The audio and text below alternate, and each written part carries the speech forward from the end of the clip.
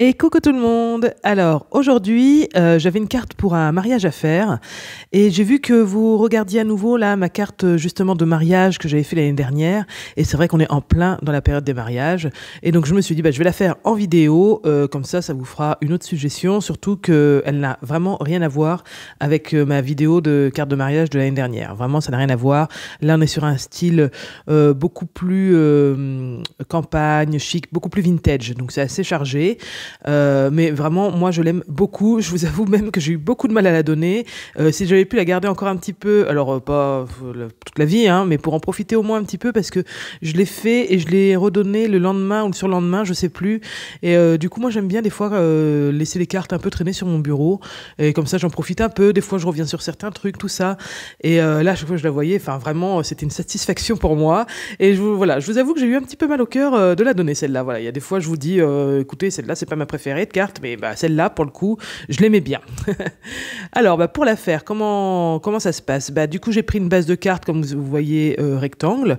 C'est vraiment les bases de cartes qui rentrent dans les enveloppes normales, hein. Donc, si vous n'en avez pas, vous faites avec une feuille A4 et vous la coupez. Vous gardez en fait toute la largeur, c'est-à-dire les 21 centimètres. Vous gardez ça entier.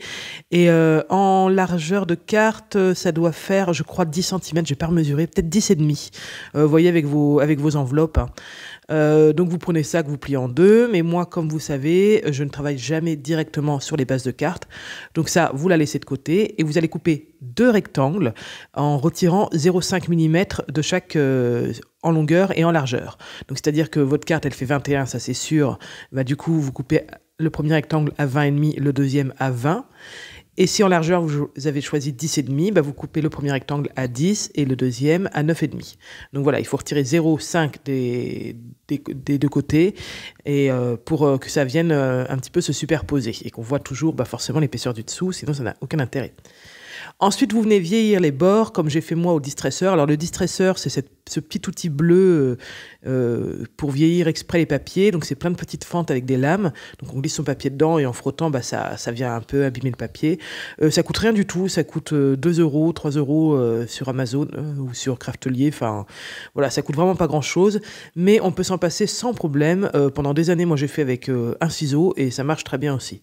Hein, la prise en main n'est pas tout à fait la même.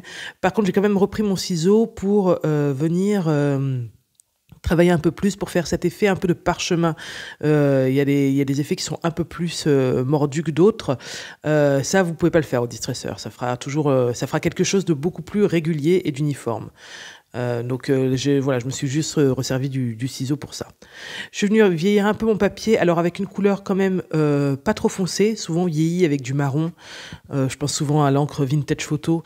Mais là, non, je me suis servi d'un beige, c'est une couleur sable. Tout simplement pour pas que ça soit trop foncé. On est quand même sur une carte de mariage. Ça aurait été trop... Voilà, mon but, c'était pas de faire du vintage à tout prix, hein. Voilà, ça reste une carte de mariage, donc il faut que ça soit quand même lumineux. Donc voilà, quelque chose voilà, de beige, de très neutre. Ensuite, alors, sur l'inspiration que j'avais vue sur Pinterest, j'avais vu il y avait des fausses coutures. Donc, moi, j'adore tout ce qui est scrap avec de la fausse couture. Vraiment, j'aime beaucoup ça. Mais malheureusement, malgré mes multiples essais, j'ai acheté 2-3 machines à coudre à main et franchement j'y arrive pas. J'ai une cousette aussi, ces petits outils, ces petites machines à coudre pour les enfants, j'y arrive pas. Enfin vraiment je pense que je suis très nulle. C'est tout à fait possible, je suis vraiment nulle en couture, ça c'est vrai, mais ça me rend triste parce que j'adore les cartes avec de la couture dessus. Vraiment j'aime beaucoup et j'en fais jamais parce que j'ai pas d'outils. J'ai réussi une fois mais c'était avec ma machine à coudre, mais franchement sortir sa machine à coudre pour coudre une bande de 10 centimètres, enfin non, c'est bon quoi. En plus, j'ai réussi, mais au bout d'une heure d'essai, donc c'est vrai que c'est un petit peu long, hein. Donc voilà. Alors je sais pas si vous avez des astuces vous pour coudre, si ce n'est à la main, mais ça fait pas tout à fait les mêmes points. Et là, je voulais vraiment quelque chose de très régulier, de très propre. Donc vous pouvez pas faire quelque chose à la main. Si vous avez des astuces, franchement, je suis preneuse. Je me dis, c'est peut-être pas moi qui suis si nul que ça. Peut-être que c'est le fait de coudre du papier, en fait, tout simplement, et que j'aurais beau multiplier les outils, en fait, j'y arriverai jamais parce que c'est avec du papier. Je sais pas. Donc dites-moi si vous y arrivez avec des petits outils comme ça, quelque chose voilà qui soit facilement manipulable, hein. Je vous dis, j'ai pas envie de sortir ma grosse machine à coudre. En plus, j'y arrive pas trop non plus. Alors, mais voilà, mais vraiment, votre avis m'intéresse parce que J'aime vraiment la couture dans le scrap et bah, j'en fais très peu du coup. Voilà, donc pour ce qui est du sentiment, je parle, ça va bientôt être la fin de la vidéo. Je l'ai imprimé sur du papier, c'est les prénoms des futurs mariés. Je l'ai imprimé, je le tords un petit peu pour lui donner une petite, qu'il soit un petit peu incurvé, c'est beaucoup plus joli, ça donne un petit relief. Et voilà, pour le découper, vous avez vu en fait, mon dies n'avait simplement qu'un seul côté en forme de drapeau là. Et donc pour faire l'autre côté, je suis vraiment juste venue mettre mon bout entre mes deux plaques de ma machine à découper, afin que ça ne vienne pas appuyer sur la découpe que j'avais déjà faite. Alors, je ne sais pas si c'est très clair, mais bon, vous avez vu les images.